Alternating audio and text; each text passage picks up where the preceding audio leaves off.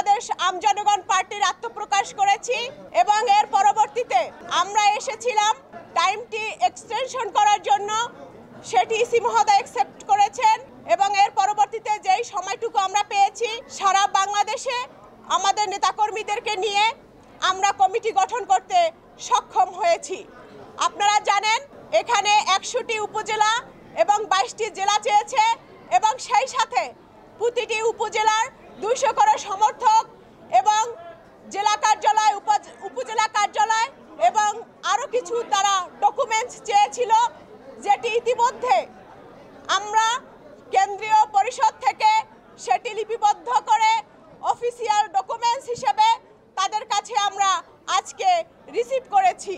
প্রিয় বন্ধুগণ, আপনারা জানেন জুলাই আগস্টে ছাত্র জনতার গণ অভ্যুত্থানের মধ্য দিয়ে যে বিপ্লবী সরকার হয়েছে, এই সরকার আমরা মনে করি রাজনৈতিক বান্ধব সরকার। অতএব আশা করব এই ইসি মহোদয় আমাদের গণতন্ত্র চর্চা করার জন্য তাদের স্বতন্ত্রতা এবং তাদের ন্যায় নিষ্ঠা এবং জনগণের প্রতি তাদের যে গণতন্ত্র চর্চা করার যে স্বাধীনতা রয়েছে সেটি আমাদের নিবন্ধন দেওয়ার মধ্য দিয়ে তারা সেটি অব্যাহত রাখবে। এই মুহূর্তে আপনাদের মাঝে কথা বলবেন বাংলাদেশ আমজনগণ পার্টির আহ্বায়ক ডক্টর মোহাম্মদ রফিকুল আমিন।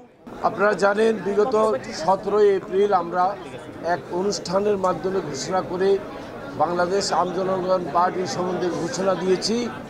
পরবর্তীকালে আমরা সময় সীমিত থাকার কারণে আমরা একটা আবেদন করি, যেভাবে বলেছে সদস্য সচিব, এবং সেই আবেদনের প্রেক্ষিতে আমরা 22শে জুন আজকে পর্যন্ত সময় পেয়েছি। এর ভিতরে আমরা সারা বাংলাদেশ থেকে যতটুকু চাহিদা আছে তার চেয়ে অনেক বেশি আমরা সদস্য, কর্মী, আমাদের কমিটি, আমাদের অফিস যা যা রিকোয়ারমেন্ট সব করতে সক্ষম হয়েছি এবং আমরা আজকে সমস্ত কিছু খুব সুন্দরভাবে অর্গানাইজ করে যেভাবে চেয়েছেন সেভাবে এগুলো আমরা জমা দিতে সক্ষম হয়েছি। তাই আমরা আপনাদের সবার সহযোগিতা চাচ্ছি, বিশেষ করে গণমাধ্যমের বন্ধু যারা আছেন তাদের সহযোগিতা পেলে আমরা সারা বাংলাদেশেই ইনশাল্লাহ আগামীতে বিভিন্ন জায়গায়, থানায়, ইউনিয়নে, ওয়ার্ড পর্যায়ে আমরা আমাদের কমিটি, অফিস এবং রাজনৈতিক তৎপরতা চালু করতে পারবো ইনশাল্লাহ।